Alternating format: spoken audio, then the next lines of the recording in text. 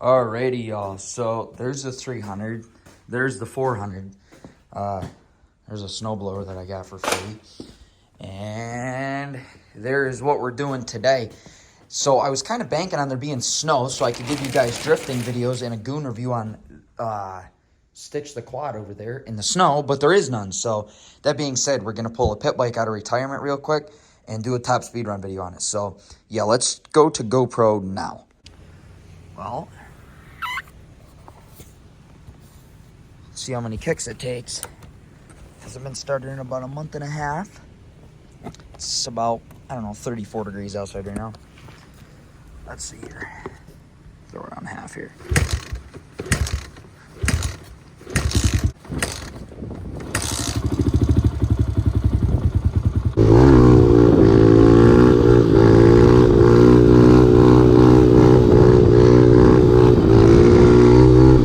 Wow, I am rusty. That's what working does to you. I'm never home the ride anymore. A couple other things it's done to this, other than what I originally mentioned. It has dust all over it. It's got pro taper grips, high bends with extended, it's got an extended front brake cable. XR50 high bends, sorry, not 110 high bends. I don't even know if they make 110 high bends. It's got BBR fork springs in it. It's a pretty nice little bike. All right, so the app we're going to be using today is GPS Speed. They updated their app like probably about a year ago, and I haven't done many top speed runs in that time, but they were pretty accurate. I went out in a car and tested it. It's pretty dead on now.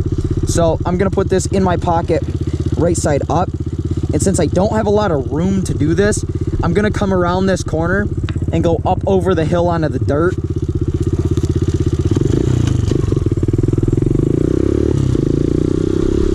If you can't hear my front brake's squeaking pretty bad.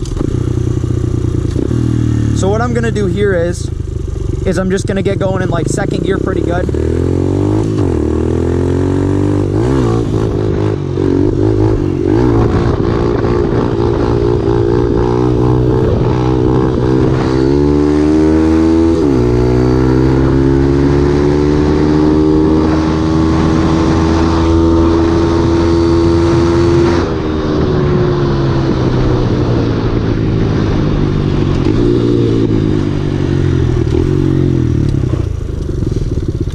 Now, my neighbors don't like when I do this, so I'm just going to do one run. Usually I do an uphill and a downhill. Usually I can get up to the windmills, but the last couple times I've been up there, the windmill guys have been up there, and they're not really good sports about dirt bikes.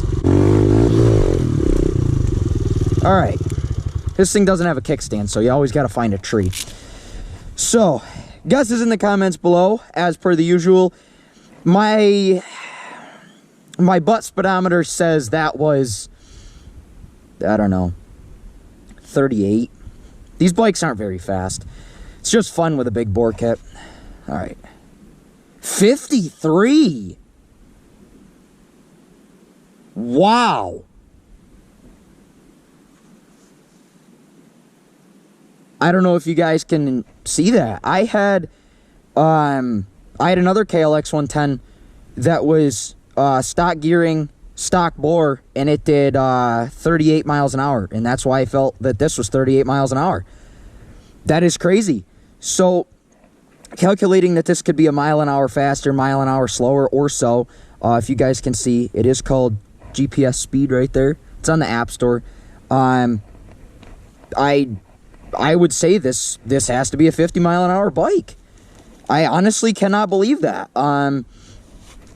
It's pretty shocking, actually. But, wow, I am honestly, genuinely surprised that this bike can do 50 miles an hour. I have had multiple, like, SSR 125s. I've had stock bore 110s with a stock pipe, a stock KLX 110. I had a stock DRZ 110. One hit 38 and one hit 40 with a bigger rear sprocket. Same app. In the same place. I just didn't record either of them.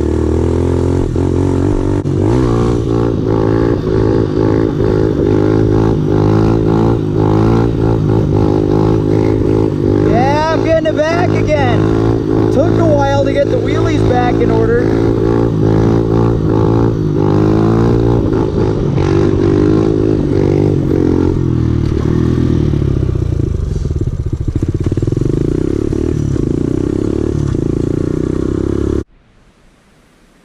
Alrighty, y'all, so there you have it. I will go over a quick walkover of everything that's done to this bike for anybody that's interested.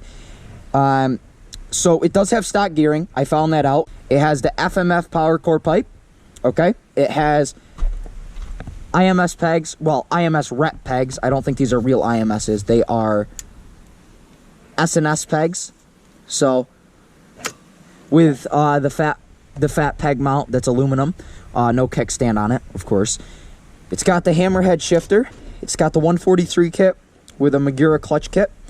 The hydraulic one, really nice. It's pretty much feather, but all these small bikes are pretty much feather. It also has BBR fork springs in it. It's got XR50 high bends, Pro Taper pillow top grips that are absolutely trash, so they're getting replaced with new pillow top grips. It's got the cheap Kenda tires on it. I think they're called the Kenda Trackmasters. This is an eBay seat cover, eBay plastics. I didn't do either of those. Brake lever is stock. I really want to get an over-the-top brake lever because these things love the bend, as you can see. The FMF pipe does have a dent in it down there, which is kind of disappointing because it was a really nice pipe otherwise. But I also dropped it, and it has that now. I can see some debate coming in the comments, just because that always happens on my old top speed run videos, because they weren't very good videos. I'll admit that.